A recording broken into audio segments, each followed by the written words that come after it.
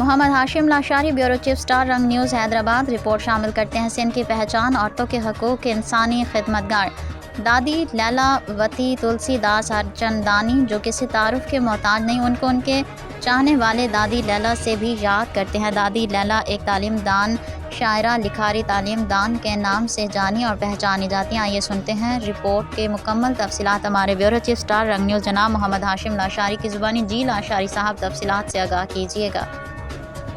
دادی لیلاوتی تلسی داس ہرچندانی نام تھا امن کا، محبت کا اور خدمت کا۔ دادی لیلاوتی تلسی داس ہرچندانی کا جنم حیدرآباد میں 20 دسمبر 1917 میں ہوا۔ دادی لیلاوتی تلسی داس ہرچندانی کو اس کے چاہنے والے دادی لیلا کے نام سے بھی یاد کرتے ہیں۔ دادی کا خاندان ایک پڑھے لکھے خاندان سے تھا۔ ان کے بھائی وادھوانی تیرتھ داس مشہور آدمی تھا۔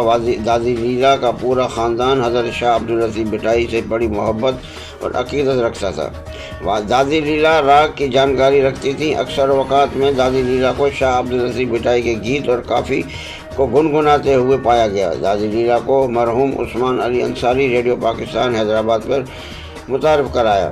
دادی لیلا نے اپنے فن سندھ کی مشہور گائیکا محترمہ روبینہ قریشی مرحومہ اور جی جی زرینہ بلوچ مرحومہ سر فہرست ہیں۔ دادی لیلا کے دور میں عورتوں کی تعلیم اتنی عام نہیں تھی۔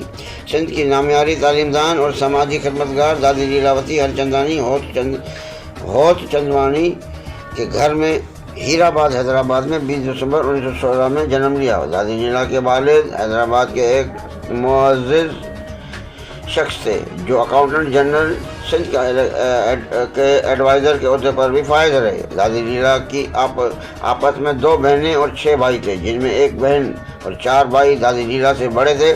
دادی لیلا کے سب سے بڑے بھائی ڈاکٹر ہوت چند بصرہ بغداد میں پریکٹس کرتے تھے۔ وہ بغداد میں 20 سال رہے اور 1950 میں وفات پا گئے۔ دادی کے دوسرے بھائی تیرتھ داس ہوت چند وادھوانی 4 جون 1906 میں پیدا ہوئے۔ انہوں نے بھی BA LLB تک تعلیم حاصل کی۔ سب سے پہلے وہ مختار کار کے عہدے پر فائز رہے، پھر بعد میں ترقی کی منزلیں عبور کرتے ہوئے ڈپٹی کلکٹر کے عہدے پر ریٹائر ہو گئے اور اس کے بعد انہوں نے وکالت کا پیشہ اپنایا۔ ان کا شمار بہترین وکیلوں میں ہوتا تھا اور ان کو کرمنل کیسز میں عبور حاصل تھا۔ دادی لیلاوتی گلی بائی پرائمری اسکول تک تلکچاڑی حیدرآباد سے 6 کلاس تک تعلیم حاصل کی۔ 1935 میں گورنمنٹ ہائی اسکول، جو آج کل نور محمد ہائی اسکول کے نام سے جانا جاتا ہے، وہاں سے میٹرک پاس کی۔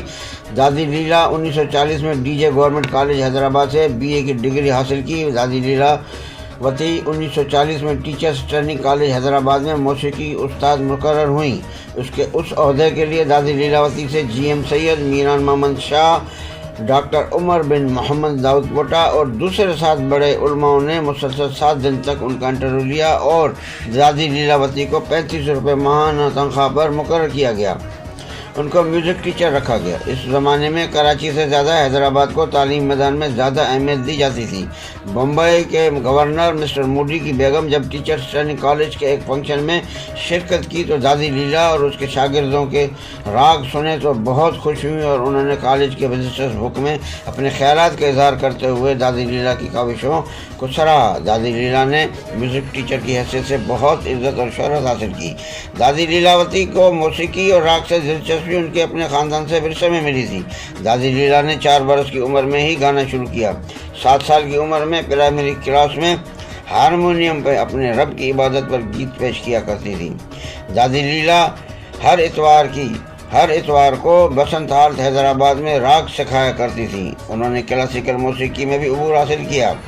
جب دادی لیلاوتی انٹرمیڈیٹ کی تعلیم حاصل کر رہی تھی تو 1936 میں DJ government college Hyderabad Sindh میں ایک آل انڈیا میوزک کا کمپٹیشن ہوئی، جس میں پورے ہندوستان سے 20 سال کی عمر کی لڑکیوں اور لڑکوں نے حصہ لیا۔ ان مقابلوں میں سندھ اور ہندوستان کے مختلف شہروں سے، جن میں بڑودہ، بیکانیر، نینی تال، کولکاتہ، دہلی سے 14 لڑکیوں اور لڑکوں نے حصہ لیا۔ اس موقع پر میران بائی کا مشہور بھجن میرا تو گرزر گوپال دوسرا نہ کوئی وہی کلاسیکل انداز میں گا کر پہلی پوزیشن حاصل کی۔ دادی لیلاوتی اپوا، ریڈ کراس، روٹری کلب، لیمک اور دوسرے اداروں میں اپنا کام کا لوہا منوایا اور کئی سماجی بھلائی کام کیے۔